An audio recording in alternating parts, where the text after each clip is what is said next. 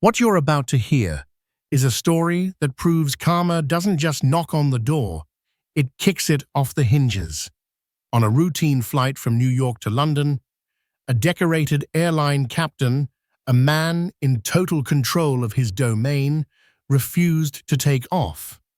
His reason, a black woman on his plane, made him uncomfortable. He publicly humiliated her, wielding his authority like a weapon, certain of his impunity. What he didn't know was that in less than 24 hours, he wouldn't just have to answer to her. He'd have to call her boss. This isn't just a story about prejudice. It's about the catastrophic collision of arrogance and accountability. The air in the first-class cabin of Global Skies Airlines Flight 88 was a carefully curated illusion of tranquility. It smelled of warm lemon-scented towels and expensive leather, a sterile perfume designed to mask the underlying odor of jet fuel and recycled oxygen. Dr. Evelyn Reed, settling into seat 2A, took a slow, deliberate breath. For her, this scent was not one of luxury, but of transition. New York was behind her, the grueling final meetings, the packing of her life into boxes, the bittersweet farewells. London was ahead, a new role, a new chapter, a monumental step in a career she had forged with relentless determination. She was a woman who lived by precision. Her suit was impeccably tailored, a charcoal gray that spoke of quiet authority. Her hair was styled in intricate locks, adorned with subtle silver clasps that caught the light. On her wrist, a simple, elegant timepiece measured the minutes to a new life. At 42, Evelyn Reed was to be the next Vice President of Flight Operations for Global Sky's entire Atlantic Division. The announcement was scheduled for Monday morning. This flight on this Thursday evening was her final moment of anonymity. The boarding process was proceeding with its usual chaotic rhythm. The economy passengers filed past the curtain, a river of tired faces and oversized carry-ons. The flight attendants, led by a polished senior purser named Chloe, moved with practiced grace, their smiles unwavering. Evelyn, absorbed in reviewing quarterly fuel expenditure reports on her tablet, barely noticed the slight delay. Delays were a statistical probability, a variable to be managed. The first sign of trouble was a change in the cabin's atmosphere. The smooth forward momentum of boarding had stalled. A knot of people had gathered near the cockpit door, gate agents, cabin crew, and a man whose rigid posture radiated indignation. He was Captain Michael "Mike" Rogers, a handsome man in his late 50s with a weathered face, steel blue eyes, and a full head of silver hair that looked as though it had been sculpted by a strong headwind. He was a legend at Global Skies, a former Air Force pilot with 30,000 flight hours and an unblemished record. He was also the undisputed king of his cockpit, a domain he ruled with an iron fist and a condescending smirk. "I'm not trying to be difficult, Chloe," he was saying, his voice a low rumble, just loud enough for the first few rows to hear. "I'm talking about security. I'm talking about protocol." Chloe, the purser, kept her composure, but a flicker of stress tightened her eyes. "Captain, with all due respect, her boarding pass is valid. She's been through every security check. There is no flag on her name." "A flag isn't the only indicator," Rogers countered, his gaze sweeping dismissively over the cabin before landing with pointed significance on Evelyn. He didn't look at her directly, but at her as if she were an object that had been misplaced. "I have a responsibility to the safety of every passenger on this aircraft. I rely on my gut, and my gut is telling me something is off. I want her rescreened, and I want her bags offloaded and searched again. Manually." A ripple of murmurs went through the nearby passengers. Evelyn slowly lowered her tablet, her mind shifting from fuel costs to human calculation. She had felt his eyes on her during boarding, a cold, appraising stare that lingered a second too long. She'd dismissed it as idle curiosity. Now she understood it was something else entirely. It was scrutiny. It was suspicion. The gate agent, a flustered young man named Ben, stepped forward. "Captain Rogers, we can't just re-screen a passenger without cause. Her documents are in order." The TSA cleared her. "Are you the captain of this aircraft?" Ben Rogers asked, his voice dripping with condescension. "Did you spend 10 years flying C-17s into hostile territory?" "No." "Then let me do my job." He turned his full attention to Evelyn, taking 2 steps toward her seat. He didn't address her directly, instead speaking to Chloe as if Evelyn wasn't there. "This passenger seems agitated. Her behavior is erratic." Evelyn hadn't moved a muscle. Her expression was a mask of calm neutrality. She met his gaze, her dark eyes steady and unblinking. Inside, a cold fire was beginning to burn. She had faced down biased professors in her doctoral program, skeptical all-male engineering teams, and dismissive corporate boards. She recognized this brand of arrogance instantly. It was the casual, confident prejudice of a man who had never been truly challenged. "Captain," she said, her voice even and clear, cutting through the tense silence. "I am Dr. Reed. I can assure you I am not agitated. I am, however, becoming concerned about this delay. Is there a specific issue you need to discuss with me?" Her directness seemed to throw him. He had expected fear, or perhaps an angry outburst, something to validate his assessment. He wasn't prepared for her composure. "Dr. Reed," he scoffed, putting a derisive emphasis on the title. "My issue, as you put it, is an unease I feel. It's a gut instinct, honed over 3 decades of flying. It's not something I need to justify to you." He turned back to the gate agent. "Get her off the plane. I am not comfortable having her on my flight." End of discussion. The statement hung in the air, brazen and absolute. The pretext of security was dissolving, revealing the raw prejudice beneath. It wasn't about a threat. It was about her. A black woman, poised and self-assured in first class, who didn't fit his worldview. A woman in seat 3B, a wealthy-looking blonde, in a cashmere travel set, muttered to her husband, "Well, for goodness sake, if the pilot's not comfortable, I'm not comfortable. Just get her off so we can go." Evelyn felt a surge of heat rise in her chest, but she suppressed it. Losing her temper was a luxury she couldn't afford. It would be twisted and used against her, filed away as the angry black woman. She had to play this with surgical precision.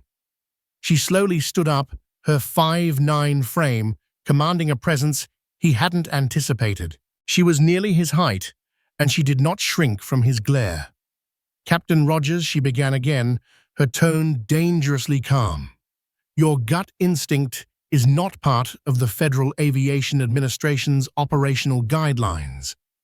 Your refusal to transport a ticketed passenger without a specific articulable security threat is a violation of federal regulations and Global Sky's own carriage contract. You are creating a disturbance, causing a significant delay, and publicly discriminating against me in front of your crew and passengers." She paused, letting the weight of her words settle. "I am now formally requesting that you either state a legitimate evidence-based reason for my removal or you return to the cockpit and prepare this aircraft for departure." For the first time, a flicker of uncertainty crossed Rogers' face. She was using the language of regulations of lawsuits. He had expected tears. He was getting a legal challenge. His jaw tightened, a muscle twitching in his cheek. "My reason," he snarled, his voice dropping low, is that I am the pilot in command. This is my aircraft. My word is law here. You are a potential safety risk until I am satisfied that you are not. Now, are you going to deplane voluntarily, or do I need to have you escorted? He was doubling down. It was a pure power play. The other passengers were now staring openly, some with sympathy, others with annoyance at the delay. Chloe, the purser, looked horrified, caught between her captain's authority and the blatant injustice she was witnessing. Evelyn knew she had reached a decision point. She could stage a protest, refuse to move, and be forcibly removed, creating a scene that would be filmed on a dozen cell phones. It would be a messy public spectacle. Or she could execute a strategic retreat live to fight on a more advantageous battlefield. Monday morning was just a few days away. She made her choice. With a sigh that was only slightly theatrical, she reached for her briefcase and her coat. She didn't look at the other passengers. She looked directly at Captain Rogers. "You will regret this," she said. It was not a threat. It was a statement of fact, delivered with the certainty of a physicist describing the law of gravity. She then turned to the ashen-faced gate agent. "Ben, is it please, book me on the next available flight to Heathrow, first class. And I will need a printed copy of the incident report you're about to file, including the captain's full name and employee number. I will also be speaking with your supervisor." Ben nodded dumbly, fumbling for his radio. As Evelyn walked toward the door, her back straight, her head held high, she could feel Roger's smug, victorious glare on her. He had won. He had purged his aircraft of the element that made him uncomfortable. He had asserted his dominance. As she stepped onto the jet bridge, he turned to his co-pilot with a self-satisfied chuckle. "See, you just have to stand your ground. Some people don't belong in certain places." Evelyn heard him. She didn't turn around. She just kept walking, her heels clicking a steady, resolute rhythm on the metal floor. The sound was like a clock counting down the seconds to his reckoning. He thought he was closing a door. In reality, he had just opened a trapdoor beneath his own feet. The fall would be long, and she would be the one waiting at the bottom. The first-class lounge at JFK was an oasis of forced serenity, but for Evelyn Reed, it felt like a gilded cage. After the raw public humiliation on the jet bridge, the hushed clinking of glasses and polite murmurs felt jarring. Ben, the gate agent, had been profusely apologetic, rebooking her on the 11:55 p.m. red-eye to Heathrow and handing her a thick voucher for dining and a future flight credit, a corporate peace offering that felt laughably inadequate.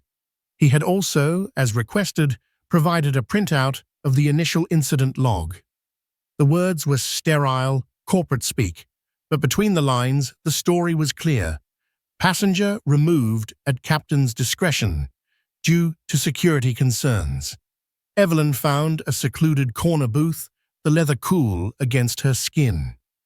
She ordered a black coffee, ignoring the champagne and gourmet canapés being offered. For a moment, she allowed the mask to drop. The calm, unshakable composure she had projected on the plane gave way to a wave of cold, hard anger. It wasn't the hot, messy anger that led to shouting matches, but a focused, crystalline fury. It was the same fury that had propelled her through a PhD in aeronautical engineering when a professor told her she wasn't suited for the math. It was the same fury that drove her to memorize FAA regulations backward and forward when a male colleague tried to take credit for her work on a fuel efficiency initiative. This was different, though. This wasn't about her intellect or her competence. This was about her very presence. Captain Rogers hadn't questioned her credentials. He had questioned her right to exist in his space. Some people don't belong in certain places. The words echoed in her mind, a casual poison. She pulled out her phone, her fingers flying across the screen. Her first message was to Frank Dempsey, the Senior Vice President of Operations. She was succeeding. Frank was an old-school airline man, a straight shooter who had championed her for the London Post. Evelyn Frank, incident on GS-88 tonight. Denied boarding by the captain. We'll need to discuss before Monday. I'll be arriving on GS-104 instead. His reply came within minutes. Frank denied boarding on what grounds? Are you okay, Evelyn? I'm fine. The captain cited gut instinct. The real reason was more traditional. Let's talk when I land. I'll handle it. Frank, keep me posted. Unacceptable. Her next move was more calculated. She accessed the Global Skies internal employee directory. Her executive-level credentials had been activated 72 hours prior. She typed in the name Rogers Michael. His file was a portrait of a model pilot. Commendations, years of service awards, glowing performance reviews. But Evelyn knew how to read corporate tea leaves. The reviews were all from his direct superiors, men of his own generation. She clicked on the Peer and Subordinate Feedback tab, a section that was often more revealing. It was mostly blank, which was in itself a red flag. People were either too intimidated to comment, or HR had been diligently scrubbing it. She found what she was looking for in the archived logs from a 360-degree review 5 years ago. A junior flight attendant had filed an anonymous complaint. Captain Rogers creates a hostile environment for female crew members, often making condescending remarks and referring to us as sky princesses. Another from a co-pilot, Mike is an excellent technical pilot, but his CRM, crew resource management, is poor. He does not take input from his first officers, viewing any suggestion as a challenge to his authority. There it was, a pattern. Arrogant sexism and a god complex. This incident wasn't an anomaly. It was the inevitable eruption of a character flaw that had been tolerated, perhaps even rewarded, for decades. She took screenshots, saving them to a secure folder. This was no longer just about her. It was about every person who had ever been belittled or dismissed by him. 7 miles above the Atlantic, Captain Mike Rogers was enjoying his post-departure meal. He'd opted for the passenger's beef tenderloin over the standard crew meal, a perk he frequently indulged in. His co-pilot, a young, ambitious man named Tom, was handling the controls. "You really showed her," Tom said, trying a little too hard to sound impressed. He'd been unnerved by the confrontation, but he knew which side his bread was buttered on.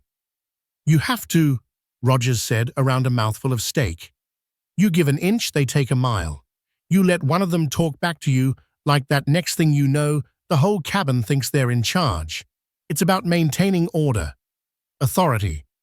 "But," she cited FAA regs, Tom ventured cautiously. "What if she files a formal complaint? With the union or corporate?" Rogers let out a short, dismissive laugh. "Let her. Who are they going to believe? Me, a 30-year veteran with a spotless record, or some angry woman with a chip on her shoulder who probably got the first-class ticket with airline miles she complained her way into?" He took a sip of wine. "Corporate hates these things. They'll throw a few thousand miles at her to make her go away. It's the cost of doing business. Trust me, kid. I've seen it 100 times. By the time we land in London, she'll be nothing more than a funny story." He leaned back, feeling the familiar hum of the Rolls-Royce engines through the floor. He was in his element, the master of his universe. The sky was clear, the aircraft was performing flawlessly, and he had successfully ejected an irritant. He felt a deep sense of satisfaction. It was the feeling of a world put back in its proper order. He was completely oblivious to the fact that his world as he knew it was already 35,000 feet in the air and rapidly losing altitude. The rest of the flight was uneventful. They landed smoothly at Heathrow under a grey, drizzling sky. As they deplaned Chloe, the purser handed him the flight manifest to sign. Her expression was cold, her usual post-flight warmth gone. "Is there a problem, Chloe?" he asked, his tone daring her to challenge him. "No, Captain," she said, her voice clipped. "Everything is by the book." As always. He smirked, signed the papers with a flourish, and strode into the terminal. He had a 3-day layover. He planned to spend it at his favorite pub in Kensington, telling the funny story of the passenger he'd put in her place. Evelyn's flight landed 3 hours after his. She bypassed the cacophony of the arrivals hall, taking a discreet exit to a waiting black car she had prearranged. The exhaustion of the past 24 hours was beginning to set in, but her mind was sharper than ever. The ride to her new flat in South Kensington was a blur of rain-streaked London streets.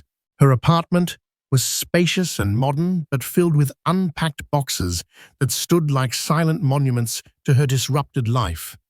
She ignored them. After a quick shower, she sat down at the sleek glass desk in her new home office.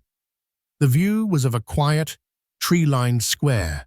It was time to escalate. She didn't call Frank. She didn't call HR.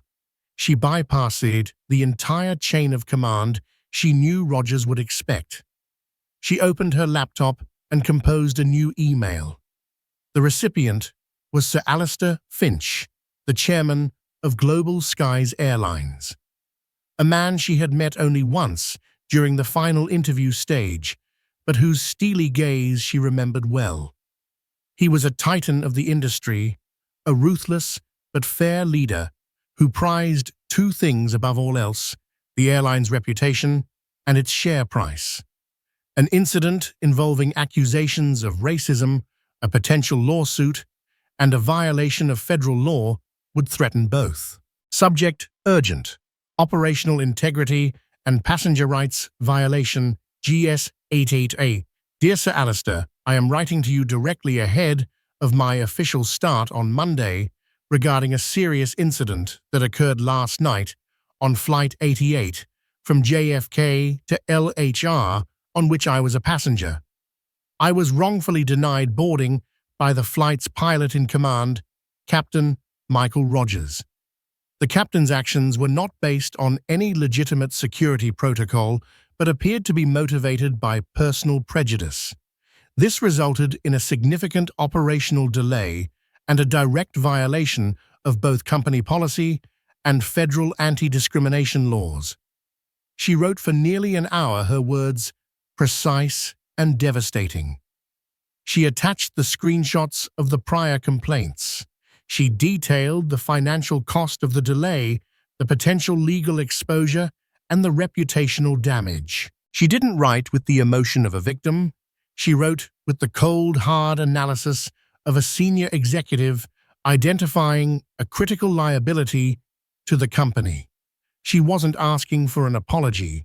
She was presenting a business case for immediate and decisive action. She concluded the email with a masterstroke of corporate strategy. I chose not to escalate the situation publicly at the gate to mitigate further disruption and protect the Global Skies brand from immediate media scrutiny. However, the core issue of a senior captain acting with such impunity represents a significant systemic risk. I look forward to leading the operational review of this incident as my first official act as Vice President of Flight Operations on Monday morning. My first meeting request, which I will send shortly, will be for 9:00 a.m. The sole attendee required will be Captain Michael Rogers. She hit send. The email shot across the digital void, landing in the private inbox of one of the most powerful men in the aviation industry. In a pub not 2 miles away, Captain Rogers was laughing, raising a pint of lager.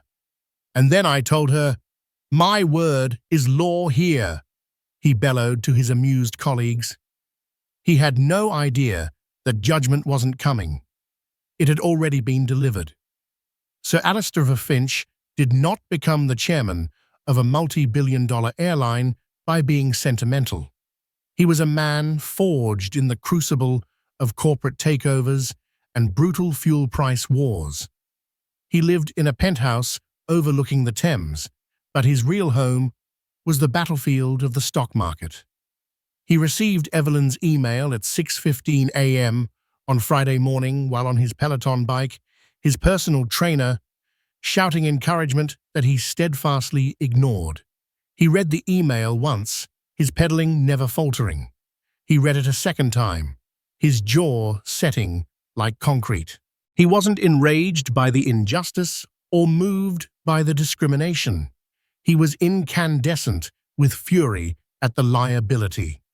A 30-year captain, a man representing his brand, had exposed the company to a 9-figure lawsuit and a PR nightmare that could ground the entire airline's reputation. Rogers hadn't just removed a passenger, he had handed a lit stick of dynamite to their fiercest competitors, to every news outlet, from the BBC to CNN and to the ravenous wolves of social media. And the passenger he had chosen to humiliate was not some random tourist. She was in a stroke of cosmic irony so perfect, it was almost unbelievable, a new hand-picked senior executive. His own vice president. The sheer, unadulterated stupidity of it was what galled him most. Before his cool-down stretch was complete, Sir Alistair had fired off 3 calls. The first was to Eleanor Vance, the airline's formidable general counsel, waking her from a sound sleep. "Eleanor, we have a fire, Flight 88. A Captain Rogers. He's about to cost us the company. Handle it. No, don't call me back with questions. Call me back with a strategy." The second was to David Chen, the quietly effective head of human resources. "David, pull every file, every complaint, every whisper you have on a Captain Michael Rogers. I want his entire career on my desk in an hour, and cancel his return flight. He's not setting foot in a cockpit again until I say so. He is, for all intents and purposes, a non-entity." The third was to Frank Dempsey. The call was short. "Frank, I've read Dr. Reed's email. You vouched for her. You were right. You will support her. You will attend a meeting at 0900 on Monday, and you will ensure the captain in question is there. Is that clear?" Frank, who had been about to call Sir Alistair himself, could only manage a quiet, crystal Sir Alistair. The weekend at Global Sky's headquarters was a masterclass in silent corporate warfare. While the rest of London enjoyed a drizzly Saturday, a skeleton crew of the highest-level legal and HR staff were sequestered in a conference room fueled by coffee and fear. They mapped out scenarios, drafted statements, and reviewed every clause of the pilots' union contract, searching for the path of least resistance and least financial damage. The name Rogers was spoken in hushed funereal tones. He was no longer a person. He was a problem statement. Meanwhile, Captain Mike Rogers was having a splendid layover. On Friday, he slept in late at the 5-star hotel the airline provided, the crisp sheets a world away from the recycled air of his 777. He met 2 other pilots, men of his vintage, at the Churchill Arms, a pub in Kensington, festooned with flowers. Over pints of Fuller's London Pride, he recounted his version of the story. "So there she is," he said, leaning in conspiratorially, "all dressed up, giving me lip, citing regulations at me. So I looked her dead in the eye and said, "Ma'am, my gut tells me you're a risk." You should have seen her face. His friends chuckled, shaking their heads. "Good on you, Mike," one said. "Can't be too careful these days. They get so entitled." On Saturday, he did some shopping on Regent Street for his wife, bought a new tie for himself, and took in a matinee show in the West End. He felt vindicated, powerful. He had faced down a challenge to his authority and won. Late Saturday night, an email pinged on his phone. It was from the office of the VP of Flight Operations. Subject: mandatory meeting. Captain Rogers, you are required to attend a meeting on Monday morning at 090 sharp at the Global Skies Corporate Headquarters, Waterside Complex, 4th floor conference room 4B. Please be prompt. Rogers read it and shrugged. He figured it was the formal debrief about the incident. Corporate procedure. They'd want his statement for the file before they sent the passenger her apology voucher. He might even get a quiet commendation for his decisiveness. He fired off a quick reply, confirmed. He didn't notice the sender wasn't Frank Dempsey's office, but a generic office of the VP. To him, it was all the same bureaucracy. Evelyn Reed spent her weekend building a new life. On Friday and Saturday, she systematically unpacked, turning the sterile apartment into a home. Books on aeronautics and leadership filled the shelves. A photo of her parents, a mechanic and a teacher from Detroit, took pride of place on her desk. She wasn't just unpacking boxes, she was establishing her territory. She spent hours online, not shopping, but studying. She memorized the key clauses of the pilots' union agreement. She reviewed the company's diversity and inclusion statements, hollow words she intended to give teeth. She mapped out the entire command structure of the Atlantic Flight Operations Division, identifying potential allies and those who, like Rogers, represented the old guard she was here to dismantle. She received a single concise email from Sir Alistair on Friday afternoon. Subject: urgent. Dr. Reed, I have received your report. The situation is being managed. Your requested meeting is confirmed. Do what you must. AF. That was all she needed. It was a green light, a blank check, a declaration of unconditional support. On Sunday evening, Evelyn laid out her clothes for the morning. She chose the same charcoal grey suit she had worn on the flight. It was her armor. She looked at her reflection in the dark window, the lights of London glittering behind her. The woman on the plane had been a passenger, a victim. The woman who would walk into that conference room tomorrow would be the second most powerful person in Atlantic flight operations. She felt no nervousness, only a profound, chilling sense of purpose. The weekend of whispers was over. Monday was for the reckoning. Conference Room 4B was an architectural statement on corporate power. Tucked deep within the 4th floor of the Global Skies Waterside headquarters, it was a room without windows, a calculated void designed to amplify the importance of what happened within its soundproofed walls. The air was perpetually chilled, the lighting a stark, shadowless white, and the vast, polished mahogany table was so reflective it felt like a dark, frozen lake. It was a place for final decisions, for whispered settlements, for careers to be unmade. At 8:55 a.m. on Monday morning, Captain Michael Rogers walked into this room, and for him, it held no terror. He strode in, as if he owned it, his confidence an invisible shield. His uniform was immaculate, the 4 gold stripes on each epaulet, the mark of a senior captain, seemed to draw the light. This was his turf, an extension of his cockpit. He was here to perform a minor procedural chore before starting his extended layover. He nodded curtly, a king, acknowledging his ministers at the two men already seated: Frank Dempsey, the weary, outgoing VP of Flight Operations, and David Chen, the head of Human Resources, whose placid expression never betrayed his thoughts. "Frank," David Rogers said, his voice imbued with the easy authority he always carried. He unbuttoned his uniform jacket and took a seat, placing his captain's hat on the table with a crisp, deliberate motion. "Cutting my well-earned layover a bit short for this, but I'm happy to get the paperwork squared away.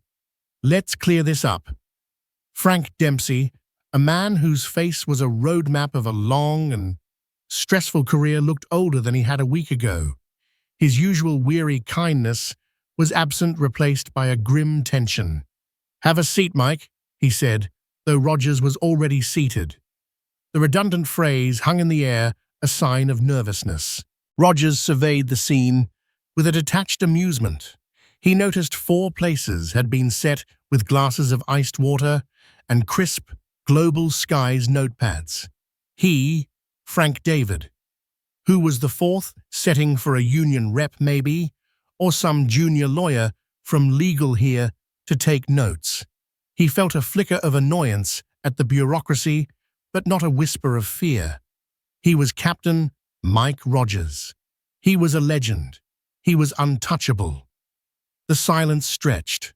Rogers tapped his fingers on the table, a rhythm of mild impatience. He was ready to give his statement, have it lauded, and then be on his way to a proper English breakfast. He was already composing the story in his head, polishing the details to make himself sound even more heroic. The door opened at precisely 900 a.m. The latch clicked with the finality of a closing vault. Evelyn Reed walked in. The sight of her was so incongruous, so utterly impossible, that for a half-second Rogers's brain refused to process it. He experienced a moment of pure cognitive dissonance, a system error in his carefully ordered world. It was the woman from the plane, the charcoal suit, the intricate locks, the unnervingly calm eyes. But she wasn't here as a plaintiff. She wasn't cowering or angry or looking for a payout. She moved with an air of absolute ownership, carrying a sleek leather portfolio. She walked past him, her scent a faint professional trace of citrus and something clean, and took her place at the head of the table. The seat of power. Rogers stared, his mouth falling slightly open. What in God's name was she doing here? Was this some bizarre New Age HR ambush, some kind of therapeutic confrontation where he was expected to apologize to her in front of his superiors? A surge of white-hot indignation began to burn in his chest. How dare they? Frank Dempsey cleared his throat, and the sound was like a rock slide in the silent room. He shifted in his seat, a man performing a deeply unpleasant but necessary duty. "Mike," he began, his voice heavy with a formality that chilled the air. "As you know, I am retiring this week. The board has finalized my replacement. I'd like to introduce you to my successor." Frank paused, letting the moment stretch until it was taut with unspoken meaning. He gestured with an open hand toward the woman at the head of the table. "Captain Michael Rogers, meet Dr. Evelyn Reed, our new Vice President of Flight Operations for the Atlantic Division." The words didn't just register, they detonated. The air rushed out of Rogers' lungs in a silent whoosh. The room seemed to tilt, the lights flickering in his vision. He felt the blood drain from his face, a cold tide receding, leaving him pale and exposed.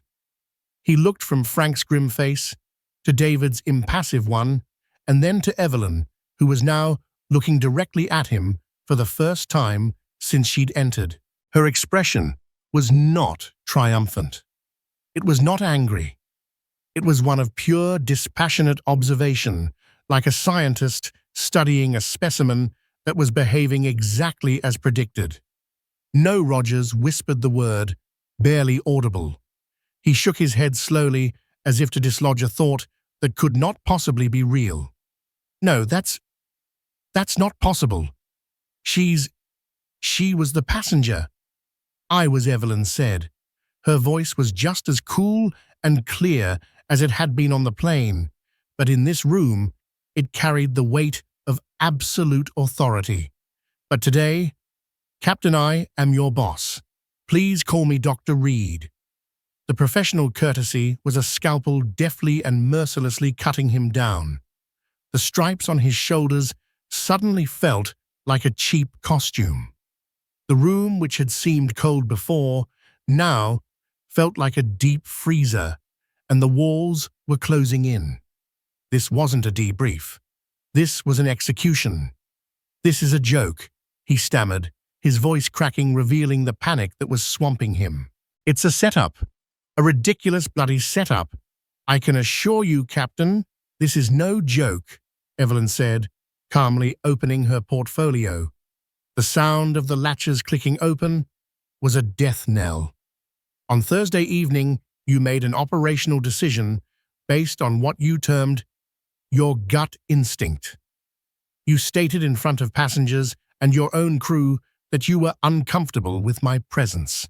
You said, and I quote from 3 separate crew statements, "My word is law here." Well, Captain Rogers, you are no longer on your aircraft. You are in my office, and in here, my word is law. She slid a document across the polished surface of the table. It stopped perfectly in front of his hat.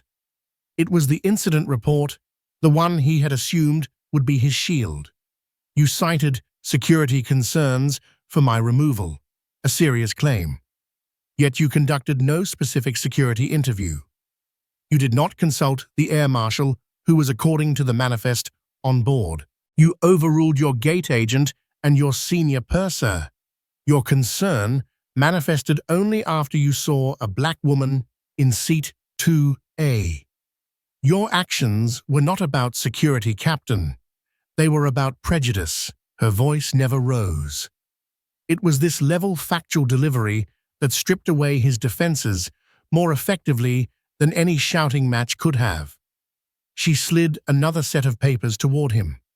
He saw the familiar letterhead of the internal complaint form. A pattern of behavior. She continued, her gaze unwavering. Captain Rogers creates a hostile environment for female crew members. Filed 5 years ago. He does not take input from his first officers, viewing any suggestion as a challenge to his authority. Filed by a co-pilot 3 years ago, a co-pilot who later requested a transfer off your crew roster. You haven't been a model pilot, Captain. You have been a protected one. You have become a liability, a significant and unacceptable risk that Global Skies is no longer willing to underwrite. Rogers's carefully constructed world was shattering into a million pieces. The arrogance, the certainty, the decades of untouchability, it was all evaporating under the cold, unforgiving lights of this room. He was losing control, and the terror of it was making him reckless. "You can't do this," he snarled, the sound raw and desperate. "I have a spotless record, 30 years of service. The Union will have your head for this." It was his last trump card, and he slammed it on the table. David Chen, the HR head, spoke for the first time, his voice quiet but firm. "The Union has already been consulted, Mike. We shared with them the preliminary findings, including the statements from the flight crew and your history of formal complaints. They agree that a pilot who demonstrates such a profound and discriminatory lack of judgment represents a clear danger to his crew and his passengers. They will not fight this." It was the final devastating blow. The safety net he had relied on his entire career had just been cut away. There was nothing below him now, just the long, dark fall. He finally broke. The mask of the revered captain disintegrated, and the ugly cornered thing beneath it reared its head. He slammed his fist on the table, the sharp crack echoing in the tomb-like silence.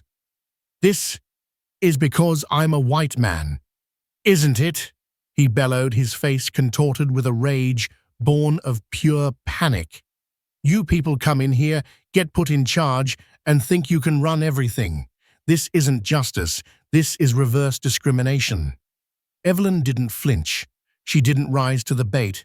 She simply looked at him, and for the first time, there was a flicker of something in her eyes. It wasn't anger. It was something closer to pity. "No, Captain," she said, her voice dropping into a softer, almost instructional tone. "This is not discrimination. This is accountability. It's a concept you have championed for others your entire career. You just never thought it would apply to you." She paused, then gave a slight, almost imperceptible nod towards the door. "Security will escort you from the building." As if summoned by her words, the door opened, and two uniformed security guards entered. They were large men, but they moved with a quiet professionalism. Their faces were impassive, their presence the final impersonal punctuation mark on his career.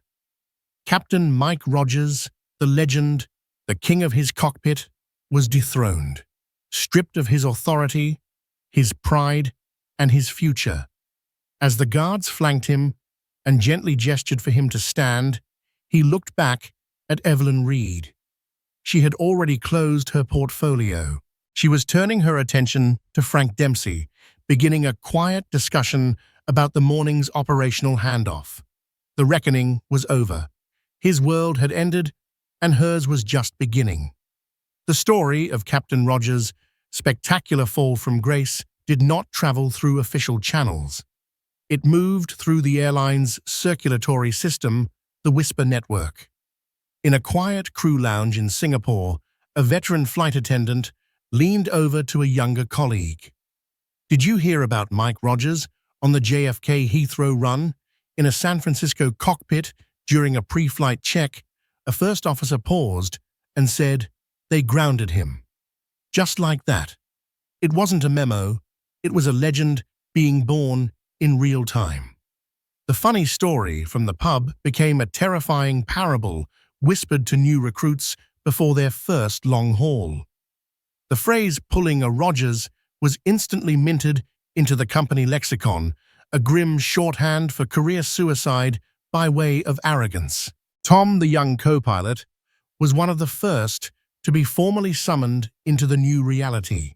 Walking into the sterile conference room, he felt a cold dread that had nothing to do with the air conditioning. He expected a corporate executioner. Instead, he found Dr. Evelyn Reed. She didn't interrogate him. She simply asked him to recount the flight. As he spoke, faltering under her steady, unblinking gaze, the self-serving bravado he'd felt in the cockpit curdled into shame. He detailed Rogers's smug satisfaction, the dismissive, ugly comments, and the palpable atmosphere of intimidation. He confessed his own silence not as an excuse, but as a failing. He was officially reprimanded for his failure to challenge a superior's unethical command, a black mark on his record. But then Evelyn did something he didn't expect. She assigned him to a mandatory intensive crew resource management retraining program. "You failed to act, Tom," she said, her voice devoid of malice. "The question is, what will you do with that knowledge? This is your chance to learn." He was being given a second chance, a lesson in integrity burned into his memory that he would carry for the rest of his career. Chloe, the senior purser, had a different experience. She walked into her interview with her head held high, providing a calm, factual, and damning account of the incident. She praised Evelyn's composure under fire and without emotion confirmed the aggressive and discriminatory language Rogers had used. Evelyn listened, nodding slowly. When Chloe was finished, Evelyn didn't just thank her. "Your report mentioned you have a background in educational development," she said, consulting a file. "I'm creating a new accountable leadership module for all flight crews. I need someone to help design and implement it. Someone who understands what happens when leadership fails. The position comes with a promotion. Chloe stared, momentarily speechless. She had simply done her job. She never expected to be rewarded for it. She accepted without hesitation. As for Mike Rogers, his world, once as vast as the sky, shrank to the size of his lonely living room.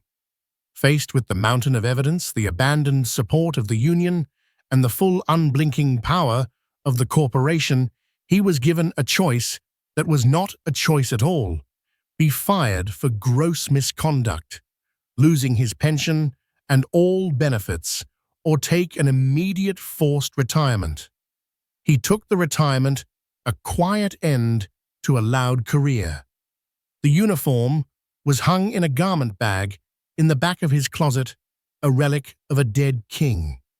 The gold-plated plaque for 30 years of service gathered dust on a shelf, a mockery of his legacy. His pilot friends, the ones who had laughed along with him at the pub, stopped calling. Their silence was the most damning judgment of all. He was no longer a revered captain.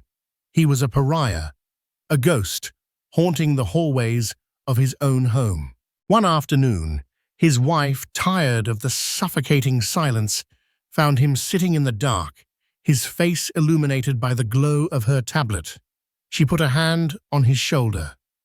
"Michael, what are you doing?" she asked softly. He didn't answer, just pointed a trembling finger at the screen. It was a feature from Forbes, headlined, "Dr. Evelyn Reed, the new face of aviation, driving a culture of change at global skies." The article featured a glowing photograph of Evelyn standing in front of the massive engine of a 777, the very picture of modern, competent leadership. It detailed her bold, new initiatives, aggressive mentorship programs for women and minority pilots, a truly anonymous digital reporting system for workplace harassment, and new data-driven protocols to identify and retrain old-school pilots who posed an operational risk. Rogers looked at the picture of the woman he had tried to erase, now celebrated as the architect of the industry's future. It wasn't the sudden, explosive karma of a lightning strike. It was a slow, quiet, grinding karma that eroded his world day by day, leaving him with nothing but his bitterness and the deafening silence of his own irrelevance. He hadn't just lost his job, he had become a footnote in her story of triumph. Evelyn Reed didn't dwell on Rogers. He was a symptom of a disease, and her focus was on the cure. Her days were a whirlwind of meetings, strategy sessions, and operational reviews. She was tough, demanding, and brilliant. In one meeting, she could dissect a quarterly fuel expenditure report with surgical precision, and in the next, she would listen with genuine interest to a baggage handler's suggestion for improving turnaround times. She promoted based on proven merit, not just seniority, sending ripples of both excitement and fear through the ranks. She was changing global skies from the inside out, brick by brick. It was never just about punishing one man. It was about building a system where a man like him could never again wield his prejudice as a weapon. It was about ensuring that the skies were safe and welcoming for everyone, not just in the cabin, but in the cockpit and on the ground. One evening, months later, she was standing on the tarmac at Heathrow, the scent of jet fuel and damp asphalt filling the air. She watched the organized chaos of evening departures, a ballet of logistics and light. Frank Dempsey, who now happily consulted for her part-time, stood beside her, a comfortable silence between them. "You know," he said finally, his gaze following a 777 as it lifted gracefully into the twilight. "For 40 years, I thought I knew what a strong pilot looked like. all command and control. He shook his head. It took you to show me what a strong leader looks like. Evelyn watched the plane until its blinking lights dissolved into the vast tapestry of the stars. She had never wanted a confrontation. She had just wanted to get to London to start her new job. But the storm on the tarmac had changed everything. It had revealed the rot deep within the system, and in doing so, had given her the unequivocal mandate to fix it. Captain Rogers thought he was asserting his power, but all he had really done was clear the runway for hers. The story of Dr. Evelyn Reed and Captain Michael Rogers isn't just a drama that played out at 35,000 feet. It's a powerful lesson in what happens when arrogance collides with accountability. Rogers believed his power was absolute, but he forgot that true authority is earned, not just worn on a uniform. He tried to put someone in what he thought was her place, and in the end, the world showed him his. Dr. Reed's victory wasn't just about revenge. It was about reform. It shows that one person, armed with intelligence, composure, and courage, can challenge a broken system and rebuild it. What do you think? Was this karma served perfectly, or should he have faced an even harsher penalty? Let us know your thoughts in the comments below. If stories like this, where justice finally prevails, resonate with you, please hit that like button, share this video with someone who needs to see it, and subscribe for more true life drama.